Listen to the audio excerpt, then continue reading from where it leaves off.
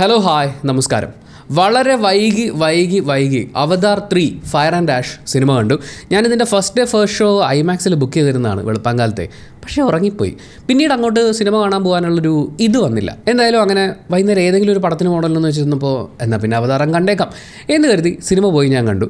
എന്നിട്ട് എന്തിനാണ് ഇത്രയും വൈകി ഒരു വീഡിയോ പോസ്റ്റ് ചെയ്യുന്നതെന്ന് ചോദിച്ചാൽ, നാളെ ക്രിസ്മസ് ആണ്, ഇനി അങ്ങോട്ടുള്ള അവധി ദിവസങ്ങളുണ്ട്. അപ്പോൾ കുട്ടികളുമായി ഒരു തിയേറ്ററിൽ പോയിട്ടുള്ള സിനിമ കാണൽ എന്ന് പറയുമ്പോൾ പല പേരൻസിനും ഒരു കൺഫ്യൂഷൻ ഉണ്ടാവും. ഈ ആഴ്ച റിലീസാവുന്ന പല സിനിമകൾ എടുത്തു നോക്കുകയാണെങ്കിൽ കഥയ്ക്കും പൊളിറ്റിക്സിനൊക്കെ വളരെ ഇമ്പോർട്ടൻസ് ഉള്ള സിനിമകളും വരുന്നുണ്ട്. അപ്പോൾ അത് കാണാൻ നമ്മൾ കുട്ടികളുമായിട്ട് പോയി കഴിഞ്ഞാൽ അവർ ചിലപ്പോൾ അത് എൻജോയ് ചെയ്യണമെന്നില്ലല്ലോ. അപ്പോൾ കുഞ്ഞുങ്ങൾ എൻജോയ് ചെയ്യണം എന്ന് പറയുമ്പോൾ പല അച്ഛനമ്മമാരും കൺഫ്യൂസ്ഡ് ആവുന്നൊരു പോയിന്റാണ്, അവതാറിന് പോകണോ അതോ മറ്റേതെങ്കിലും പടത്തിന് പോകണമെന്ന്. അതിലേക്കൊരു ചെറിയ എൻ്റെ വക ഒരു കോൺട്രിബ്യൂഷൻ, അതാണ് ഈ വീഡിയോ. സിനിമയെക്കുറിച്ച് വളരെ ചുരുങ്ങിയ വാക്കുകളിൽ പറയാനാണെങ്കിൽ it's really fire and ash എന്ന് വെച്ചാൽ കത്തി തീർന്ന് ചാരമായി കഴിഞ്ഞിരിക്കുന്ന ഒരു, നമ്മൾ തീയൊക്കെ ഇട്ട് കത്തിച്ചു ഫുൾ ചാരമായി, അതിൽ നമ്മളൊരു കോലിട്ട് കുത്തി കഴിഞ്ഞാൽ അതിൻ്റെ ഇടയിൽ എന്തെങ്കിലും ഒന്ന് എരിഞ്ഞുകൊണ്ടിരിക്കുന്നുണ്ടാവും. ആ ആഷ് അങ്ങോട്ട് മാറ്റുമ്പോൾ വീണ്ടും ഒന്ന് കത്തും, വീണ്ടും അത് ആഷായിട്ട് മാറും, ഒന്ന് കുത്തി ഇളക്കിയാൽ വീണ്ടും കത്തും എന്ന് പറയുന്ന പോലെ ഇതിങ്ങനെ നീണ്ടു പോകുന്നു എന്നെനിക്ക് തോന്നിയിട്ടുണ്ടായിരുന്നു. പക്ഷേ ആ ലെങ്ത്ത് നമ്മളൊരു 3D പടം കൊച്ചുകുട്ടികളൊക്കെ ആയിട്ട് പോയിരുന്ന് കാണുന്നു എന്നുള്ളൊരു ആംഗിളിൽ നോക്കുമ്പോൾ വലിയ കുഴപ്പമില്ല. പ്ലസ് ഇതൊരു ഇമോഷണൽ റോളർ കോസ്റ്റർ എന്ന് പറയുന്ന പോലെ, ഇമോഷൻസ് എന്ന് പറയുമ്പോഴേക്കും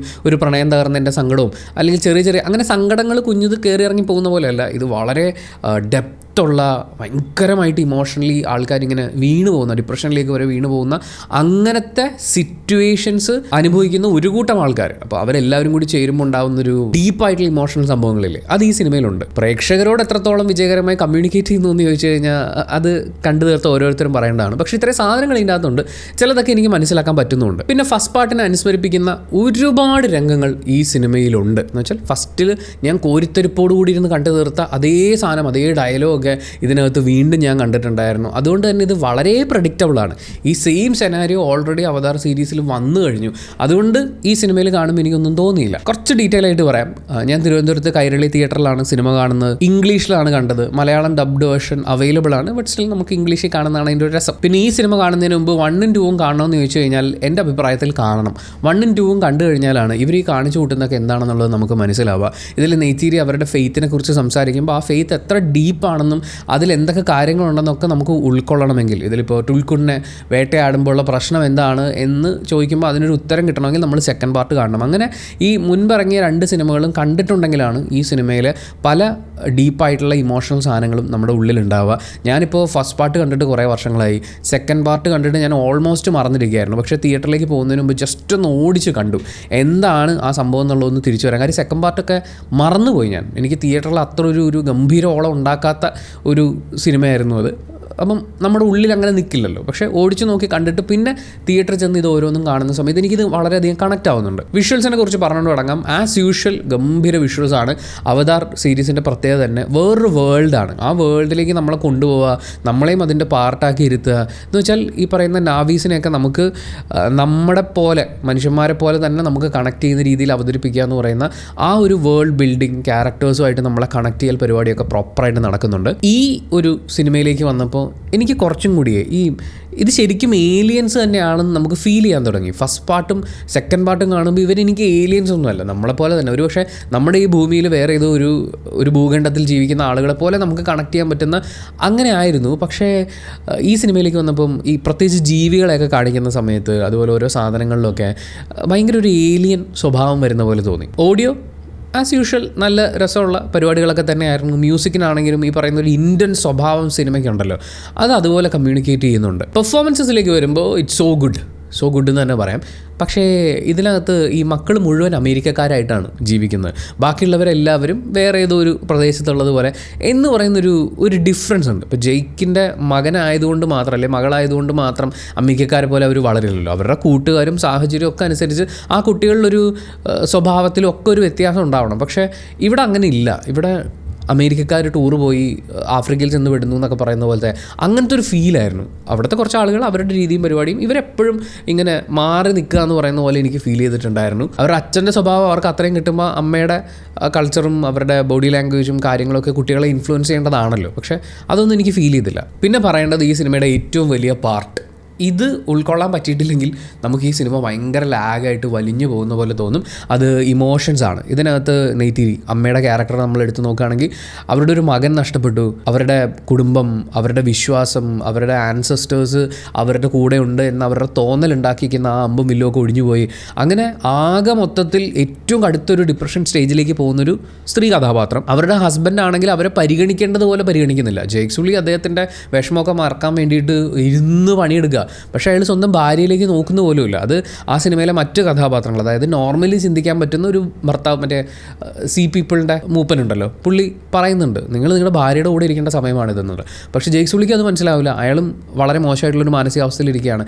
അപ്പോൾ അത്രയും ഡീപ്പായിട്ടുള്ള സങ്കടത്തിലേക്ക് പോയിക്കൊണ്ടിരിക്കുന്ന നെയ്ത്തിരിയെ നമുക്ക് കാണാൻ പറ്റിയാൽ അവരും സ്പൈഡറും തമ്മിലുള്ളൊരു കോൺഫ്ലിക്റ്റ് നമുക്ക് കുറച്ചുകൂടി ക്ലിയർ ആവും. അങ്ങനെ വരുമ്പോൾ നമുക്ക് അതിലെ കുറേ രംഗങ്ങൾ, അവനെ കൊല്ലാൻ അവർ ചിന്തിക്കുന്നതിലെ, അതിനുശേഷം അവനെ ചേർത്ത് പിടിക്കാൻ അവർ തീരുമാനമെടുക്കുന്നതിലൊക്കെ ഉള്ളൊരു ആ ഒരു ഡിഫറൻസ് നമുക്ക് കിട്ടും. അപ്പം ആ അമ്മയുടെ ഇമോഷൻസ് നമുക്ക് മനസ്സിലാക്കാൻ പറ്റണം. അതുപോലെ ഈ ജേക്ക് സുള്ളി എന്ന് പറയുന്ന അച്ഛൻ ക്യാരക്ടർ, അയാളുടെ മകൻ നഷ്ടപ്പെട്ടു, അയാൾക്ക് ഇനിയും പോരാട്ടം അവസാനിച്ചിട്ടില്ല, ഏത് നിമിഷം അവർ തിരിച്ചു വരും, മക്കളെ പ്രൊട്ടക്ട് ചെയ്ത് നിർത്തിയേ പറ്റൂ, അയാളിലെ ഫൈറ്ററിന് ഒരിക്കലും വിട്ടുകൊടുക്കാൻ പറ്റില്ല, അതേസമയം ഈ വൈഫിനെ എങ്ങനെ ഡീൽ ചെയ്യണം എന്ന് ഇയാൾക്ക് അറിയില്ല.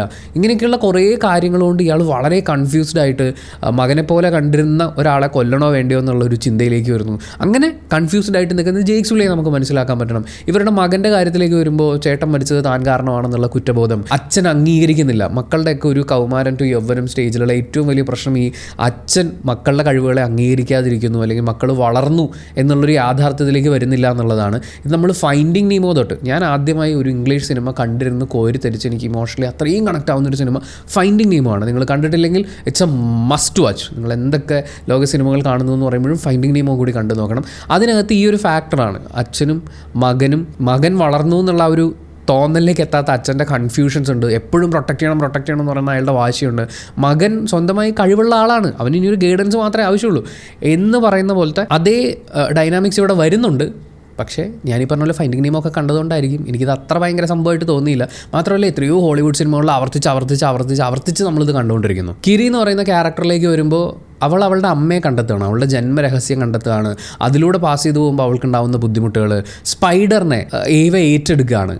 ഇതിനു മുമ്പ് ഏവ ഏറ്റെടുത്തിട്ടുള്ള 2 ആൾക്കാരുണ്ട്. അതിലൊന്ന് കിരിയുടെ അമ്മയാണ്, മറ്റൊന്ന് ജേക്ക് സുള്ളിയാണ്. പക്ഷേ ഇവരെ രണ്ടുപേരെയും ഏറ്റെടുത്തതിന് കുറച്ച് ഡിഫറെൻ്റ് ആയിട്ടാണ് ഇവിടെ ഒരു ഏറ്റെടുക്കൽ സംഭവിക്കുന്നത്. ഞാൻ വിചാരിച്ചത് ഏവ ഇതിനു മുമ്പ് ചെയ്തിട്ടുള്ളത് വെച്ച് നോക്കുമ്പോൾ അവൻ്റെ ആത്മാവിനെ സ്വീകരിക്കുകയും മറ്റൊരു അവതാറിലേക്ക് അങ്ങനെ എന്തെങ്കിലും ഒരു ഓപ്ഷൻ ഉണ്ടെങ്കിൽ അതിലേക്ക് പോകുക, അങ്ങനെയൊക്കെ ഞാൻ വിചാരിച്ചിട്ടുണ്ടായിരുന്നുള്ളൂ. പക്ഷേ ഇതിനകത്ത് ഇത് വളരെ ഡിഫറെൻ്റ് ആയിട്ടാണ് അവർ ചെയ്യുന്നത്. ഏവ ഈസ് കേപ്പബിൾ ഓഫ് എനിത്തിങ് എന്ന് പറയുന്ന അങ്ങനത്തെ ഒരു ആംഗിൾ കൊണ്ടുവരാൻ വേണ്ടിയിട്ടായിരിക്കും. പക്ഷേ ഏവ എന്നെ സംബന്ധിച്ച് നമ്മൾ ഫസ്റ്റ് 2 പാർട്ട് കാണുന്ന സമയത്ത് നമുക്ക് കമ്മ്യൂണിക്കേറ്റ് ചെയ്യാൻ പറ്റുന്ന പ്രകൃതി എന്ന് പറയുന്ന ഒരു എലമെൻ്റ് ആയിരുന്നു. പക്ഷേ ഇവിടെ അതൊരു ഒരു ദൈവം എന്ന് പറയുന്ന ഒരു ലെവലിലേക്കൊക്കെ മാറുകയാണ്. പിന്നെ കേണലിനെ കൂടി കൊണ്ടുവരുമ്പോഴേക്കും 2 അച്ഛന്മാർ മക്കളെ പ്രൊട്ടക്റ്റ് ചെയ്യാൻ നോക്കുന്നു. ആ 2 അച്ഛന്മാർ തമ്മിലുള്ളൊരു പോരാട്ടം. പക്ഷേ ഇവർക്ക് 2 പേർക്കും പ്രൊട്ടക്റ്റ് ചെയ്യാനുള്ളത് ഒരു കുട്ടിയെ തന്നെയാണ്. വളർത്തച്ഛനും ജനിപ്പിച്ച അച്ഛനും തമ്മിലുള്ള എന്ന് വെച്ചാൽ അയാളുടെ ഓർമ്മകളാണ്. ബട്ട് സ്റ്റിൽ ഈ പറയുന്ന ആ ഒരു കോൺഫ്ലിക്റ്റ് ഒക്കെ ഇതിനകത്ത് വരുന്നുണ്ട്. പിന്നെ ഒരു തീ പറത്തിക്കൊണ്ടുള്ള നാവി വിഭാഗത്തിന് നമ്മൾ കാണുന്നുണ്ട്. അത് ഭയങ്കര രസമായിരുന്നു. പെർഫോമൻസ് വൈസ് കിടിലമായിരുന്നു. പ്രത്യേകിച്ച് അവരുടെ ലോകം, ഈ ആഷ് ആ ഒരു ക്ലാനൊക്കെ കാണിച്ച് അവരുടെ വീടിനകത്തേക്ക് കയറിയിട്ടുള്ള കുറച്ച് സീനുകളുണ്ട്. ഈ കേണലും തീ കൈകാര്യം ചെയ്യുന്ന സഹീഖുമായിട്ടുള്ള കുറച്ച് രംഗങ്ങൾ, അത് അടിപൊളിയായിരുന്നു. ഇനി കേണൽ ഏത് റേഞ്ച് ഒരു മനുഷ്യനാണ് എന്നുള്ളത് ആ സീൻ കൺക്ലൂഡ് ചെയ്യുന്നിടത്താണ് നമുക്ക് മനസ്സിലാവുക. പിന്നെ ഈ സിനിമയുടെ പൊളിറ്റിക്കൽ സൈഡും കൂടി, അതായത് തീവ്രവാദികൾ എങ്ങനെ ഉണ്ടാവുന്നു എന്ന് ചോദിച്ചു കഴിഞ്ഞാൽ ഒന്നുമില്ല, ജീവിക്കാൻ വേറെ മാർഗ്ഗങ്ങളൊന്നുമില്ല, ലൈഫിനോടും ചുറ്റുപാടുകളോടും ഒക്കെ ഏറ്റവും തീവ്രമായി പ്രതികരിച്ച് എല്ലാത്തിനും ഇല്ലാതാക്കിയാലേ എനിക്ക് ആശ്വാസം കിട്ടുള്ളൂ എന്ന് പറയുന്ന ആ ഒരു മൈൻഡ് സെറ്റിൽ നിൽക്കുന്ന ആളുകളുടെ കയ്യിലേക്ക് ആയുധങ്ങൾ വന്നാൽ എന്ത് സംഭവിക്കും എന്ന് പറയുന്ന പോലെയാണ് ഈ സിനിമയിലും കാണിക്കുന്നത്. ലിറ്ററലി ആഷായി മാറിപ്പോയ ഒരു ജനവിഭാഗത്തിൻ്റെ തിരിച്ചുവരവിനുള്ള ശ്രമങ്ങളാണ്. അവിടെ അവർക്ക് ജീവിക്കാനുള്ള മാർഗ്ഗങ്ങളും പ്രതീക്ഷകളും ഒരു ഫെയ്ത്തും ഒക്കെ കൊടുക്കുന്നതിന് പകരം അവിടെ കൊണ്ട് ആയുധങ്ങൾ കൊടുത്താൽ എന്ത് സംഭവിക്കും എന്നുള്ളത് നമ്മൾ ഈ സിനിമയിൽ കാണുന്നുണ്ട്. അമേരിക്കക്കാരെ കുറിച്ച് പൊതുവേ ഉള്ള ഒരു നരേഷനാണ്. തീവ്രവാദത്തിനെതിരെ ഏറ്റവും കൂടുതൽ യുദ്ധം ചെയ്യുന്നത് അവരാണെന്ന് പറയുമ്പോഴും തീവ്രവാദം ഇങ്ങനെ ശക്തി ആർജിക്കുന്നതിന് കാരണവും അവർ തന്നെയാണ്. കാരണം അന്നേരത്തെ കാര്യം സാധിക്കാൻ വേണ്ടി ഒരു വിഭാഗത്തിന് അടിച്ചൊതുക്കാൻ വേണ്ടിയിട്ട് അവരിൽ തന്നെയുള്ള കുറച്ച് ആളുകൾക്ക് ആയുധം കൊടുത്ത് കൂടെ നിർക്കും. അത് കഴിഞ്ഞ് ആവശ്യം കഴിഞ്ഞ് ഈ അമേരിക്കക്കാരും പിൻവലിയുമ്പോൾ ഈ തീവ്രവാദ സംഘങ്ങൾ കൂടുതൽ സ്ട്രോങ് ആയിട്ട് മാറുന്നു എന്ന് പറയുന്ന പോലത്തെ ഒരു നരേഷനുണ്ട്. അതിനെ അതുപോലെ തന്നെ നമ്മൾ ഈ പറയുന്ന അവതാറിൽ നാവി പീപ്പിളിൻ്റെ ഇടയിൽ നമ്മൾ കാണുന്നതെന്ന് പറയുന്ന പോലെയാണ് എനിക്ക് തോന്നിയത്. ആ ആഷ് പീപ്പിളിൻ്റെ കയ്യിൽ ആയുധം കൊണ്ട് കൊടുക്കുന്ന സീനുകളും കാര്യങ്ങളും ഒക്കെ ഈ ഒരു പൊളിറ്റിക്കൽ സൈഡിനെ ആണ് കുറിക്കുന്നതെന്ന് തോന്നി. പിന്നെ ഈ പറയുന്ന പോലെ വിശ്വാസവും വിശ്വാസമില്ലായ്മയും തമ്മിലുള്ള ഒരു യുദ്ധം ഇതാണല്ലോ നടന്നുകൊണ്ടിരിക്കുന്നത് ഞങ്ങളുടെ വിശ്വാസം.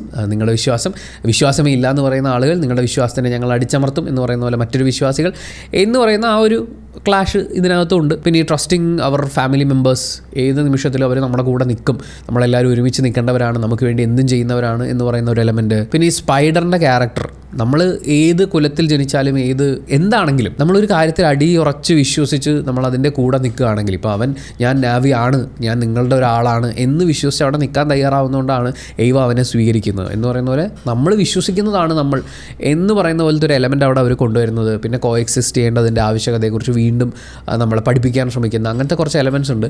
എനിക്ക് ഏറ്റവും കൂടുതൽ ഈ ക്ലൈമാക്സിനോടൊക്കെ അടുക്കുമ്പോഴേക്കും ഈ പറഞ്ഞ ഇമോഷണൽ കാര്യങ്ങളൊക്കെ കിട്ടുമ്പോഴും ഈ പ്രെഡിക്റ്റബിൾ സ്വഭാവം ഭയങ്കര പ്രശ്നമായിട്ട് തോന്നി. കാര്യം ഇവനെ ചെന്ന് കാണുന്നു, ഇവ ഒന്നും കൊടുക്കില്ല, അല്ലെങ്കിൽ എന്തെങ്കിലും കൊടുക്കുമോ എന്നുള്ളത് പറയുന്നില്ല, ഞങ്ങൾ ആലോചിക്കാമെന്ന് പറയുന്നു, അപ്പോഴേ അറിയാം അവർ തിരിച്ചു വരുമോ എന്നുള്ളത്. അതുപോലെ ഇവ ഹാസ് ഹേർഡ് യു എന്ന് പറയുന്ന നെയ്ത്തിരിയുടെ അതേ ഡയലോഗിന് സിമിലർ ആയിട്ടുള്ള സീനുകൾ വീണ്ടും ഇവിടെ വരുന്നു. അങ്ങനെയൊക്കെയുള്ള കുറേ പ്രഡിക്റ്റബിൾ സാധനങ്ങളൊക്കെ ആയിട്ട് ഇതങ്ങ് വലിഞ്ഞു പോയി എന്ന് എനിക്ക് തോന്നി.